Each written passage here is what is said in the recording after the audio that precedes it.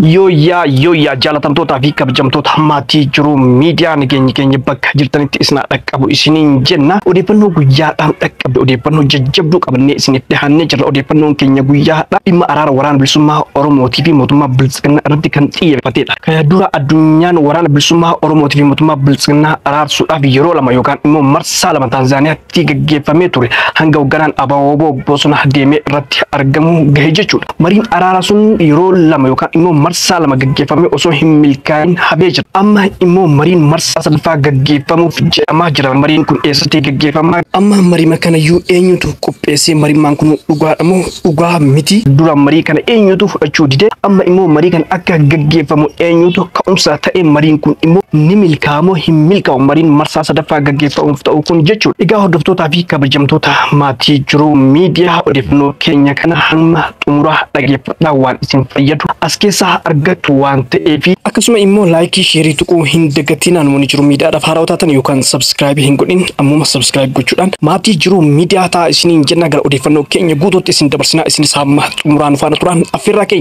Mootummaaf qaamoleen hidhatan maraamartoo siyaasaa lola injifannoo argachuu jedhu keessaa bahanii marii furmaata siyaasaa barbaaduu qabu jedhame qooda fudhattoonni waraana Oromiyaa mootummaa fi waraanni bilisummaa Oromoo marii araaraatiif kutannoo agarsiisuun waliigaltee nageenya dhugaa fi haqaan masakameef of qopheessuu qabu jechuudhaan waamichi garagaraa karaa marsaalee hawaasaatiin adeemsifamaa jira. Riiformii siyaasaa dinagdee bara 2018 warraaqsa uummata Oromootiin Itoophiyaa keessatti dhufe hordofee paartileen siyaasaa waggaa 25 oliif biyyattii irraa fagaatanii turan gara biyyaa deebi'uu danda'anii jiru.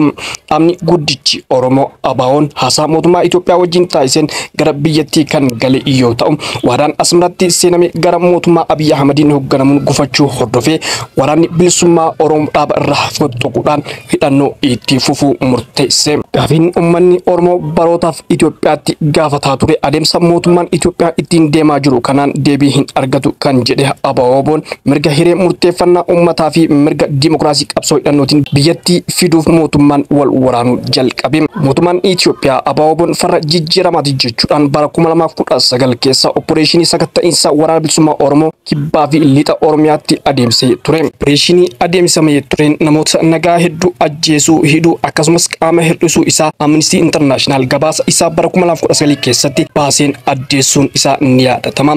Haalli Oromiyaa keessaa yeroo gara yoo ta'e hammaataa balaa guddaa naannicha keessatti dhaqqabsiisaa jira. Waraanni qaamota lamaan gidduutti adeemsifamaa jiruun uummanni nagaa miidhaa hamaaf saaxilamee jira. Qabeenyi qonnaan bultoota qaamota wal waraanaan saamamaa jira. Manneen qonnaan bultoota maqaa dahoo waraana bilisummaa Oromoo taatan jedhuun gubamee jira. Dargaggoonni danuu deeggartoota waraanichaati jedhamuun ajjechaa murtii seera malee saaxilamanii jiru. Qotee bulaan oomisha isaa dhiisuun eegumsaaf saaxilamuu kanneen sababa waraanaatiin kibbaa fi lixa Oromiyaatii buqqaniif deeggarsi dhaqqabsiisuun hammaataa ture. Bu'uuraaleen tajaajila hawaasummaa laadolee lolli keessatti gaggeeffamaa jiru keessatti barbadeeffamanii jiru. Kanneen hafan qubsuma loltoota mootummaa ta'anii jiru.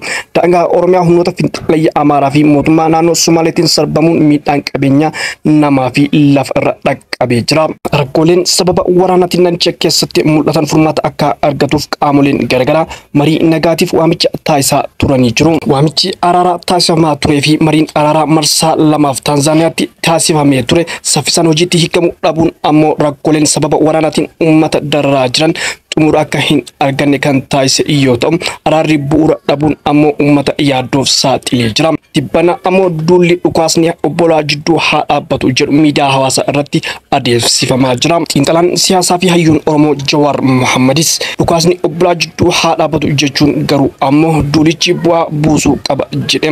Naannolee Oromiyaa siyaasaa fi dinagdee biyyaaf baay'ee barbaachisaa waan ta'eef nagaa naannichaa keessa jiraachuun biyyattiif murteessaa ta'uu qaamoleen garagaraa ni ibsu. Egaa hordoftoota fi kabajamtoota maatii jiru miidiyaa ammas odeeffannoon keenya akkuma itti fufetti jira. Isinis laayikii fi sheerii tuquu hin dagatinaa jiru miidiyaadhaaf horii haaraa taatan yookaan immoo subscribe godhin subscribe gochuudhaan maatii keenya akka taatan isiniin jenna. Araara marsaa jalqabaatii fi marsaa lammaffaa gaggeeffame irratti eenyutu araara san dide akkasuma immoo waadaa achitti galame eenyutu diigee kan jedhu akkasuma amma eenyutu araara kana qopheesse marsaa sadaffaadhaaf kan jedhu akka itti aanutti isiniif qindeessee jira nu faana bu'a. asuma fuudhee adda Oromiyaa ammaa nagaadhaaf nageenya akkamitti bu'aa odoo hin taane nagaa eentu dhoogeeyyuu qara gaafa karaa gaafa qeerroon wayyaanee waggaa meeqa Oromoo ukkaamsitee biyya san ukkaamsitee irra teettu darbatte eliitiin biyya haaraa kanatti siyaasa adda addaa keessatti galee Oromiyaa tasgabbeessanii gaaddisa hooggansa Oromoo walii qabanii ammaaf diigame sun tiim lammaan maaliif dhabama ta'e achirraa ka nageenyi Oromiyaa ka boora'uu jalqabe. Rakkoon amma adda Itoophiyaan odeeffamu kun hundi jalqaba gaafa qeerroon qabsoo isaa itti dhumee sila siyaasaa akka eliitiin walitti dhufanii bakka bu'oonni siyaasaa qaamni siyaasaa walitti dhufee haasa'u haala mijeessan warra nagaan seenetu warra bara ammaa kana keessa akka bara dukkanaatti yaadee uummata humnaan bulchuu barbaadutu nagaa booresse warri aangoorra jiru jechuudha. Nagaa ofii booressanii uummata bifa kanaa walitti qabanii uummanni uummata walii qabanii nageenyi akkamitti dhufa jedhanii akka kadhaatitti nageenyi ammoo kadhaan hin dhufu. Eessumattuu qeeqee irratti nama dhufee si hacuucu kadhattee yaa Waaqi jettee hin argattu. Oromiyaan rakkoon qabuu danda'u yoo uummanni Oromoo dhugaa jirtu irratti waliin haasa'e. Kan mootummaa keessa jirus kan mootummaan ala jirullee dhugama akka tokkotti amma konfiyuushinii baay'eetu jira. Ilmaan Oromootti wal lolu jiraa jedhamee himama portiree godhama. Kun waan alagaan barbaadu warri saddi paartiin Oromiyaa cicciratee ittiin jiraachuu fedhu barbaadu kun san keessa galuun qabu sila Oromoon odoo abshaan odoo Oromoof kayaannuuti gaafa qabsoon qeerroo wayyaanee Finfinnee ari'eessan eliitiin sila walitti as deebi'ee qe'ee Oromoo tasgabbeessee yoo danda'e Itoophiyaa miti gaafa Afrikaa jedhullee yoo bite rakkoo irraan qabu manni Oromoo. Garuu odoo qe'ee Oromootii ibidda qabsiisaa gama lafaa ol kaan qe'ee Oromoo unkuraa adda Oromiyaa keessa akkamiin nageenyi bu'aa kuni xiqqoo wal soobuuf uf soobuu nageenyi qabuu danda'u dhiibbaa qaamota maqaa ummataatiin ummata hoogganna jedhanii jiran hundarra dhiibbaa godhu. Bilisaan an yoo waan Oromoo dubbatan ana affekti godha maatii kiyya biyyatti suduudhaan waan maatii kiyya irra ga'uu jirra yoo doontaan akka Oromiyaatti jechuu kiyya. Akka Oromiyaatti wanta Oromiyaa keessatti ta'u hundi isaaniitu ummataa gaditti uf laaluu qaban. Garuu argaa jirru amma maali? Prosperitiin paartiin dur OPDO'n duri ummata Oromoo wayyaanee jala kolaafte maqaa jijjiirattee bilisiginnaa maali jettee sobaa lola perpetuate godhaadan the whole 7 years. Maal argine hafuura iyyuu hin baafanne uummanni. Ani Oromiyaa keessatti nageenyi qabuu danda'u ammallee uummanni bakka jirutti maanguddoon okee sodaatanii nagaa nuu buusa jedhan mootummaa uummataa uumaarraa onni hin jettu nagaa nuu buusa. Mootummaan kun bakka meeqatti negotiation international body nuu bira argamee dhiibbaa jechuun walitti araarama isin ilmaan abbaa tokkooti ilma Oromiyaa irraa dhufatis Oromiyaa tasgabbeessa jedhanii mootummaa kanatti odeessaa qaba hin beekan. Mootummaatu dide hin feene. So waaga mootummaan kun gara nagaa dhufutti dhiibbaa itti godhu qaamni hidhatee lolullee uummata ammachiisuu danda'uu qaba. Uummata wajjin yoo uummata isaa akka inni akka garaagarummaa uummata Oromiyaa dandeettii uummata Oromoo kana exploit gochuu hin dandeenye ufuma adda gurmuun gabaabaan Oromiyaa furmaata fiduu hin danda'u. Kanaaf nageenyi kollektiiv yoo uummanni waliin dhaabate qe'ee isaarra nagaa fiduu danda'a.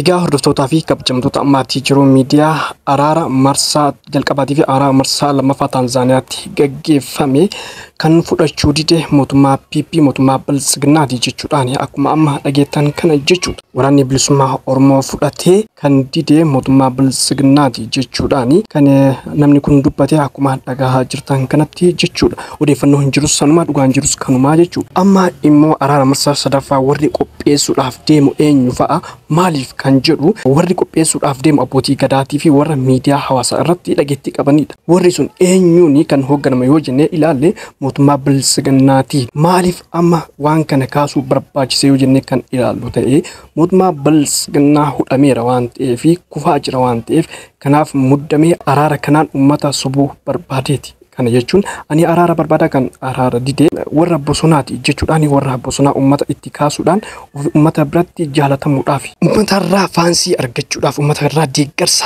argachuudhaaf kan amma waan kana godhaa jiru mootummaan Bilisiginnaa jechuudha. Dhugaadhaan araarri marsaa sadaffaa gaggeeffamee waraanni bilisummaa Oromoos araara kana fudhatee haa jennuuti. Dhuguma araarri kun ni milkaawaa. Mootummaan addunyaa didee addunyaan guutuun irraa hirmaatte. Ameerikaa, Awurooppaa hundi irratti hirmaattee marsaa lama gaggeessitee Itoophiyaa keessatti osoo hin taane biyya alaatitti Taanzaaniyaatti gaggeessitee osoo hin fudhatiin didee araara abbootii gadaanii fi warra miidiyaa kana ni fudhatu hojiirra ni oolcha kan jedhu gaafii nama hundaati. Deebiin isaa immoo hojiirra hin oolu hin milkaa'us.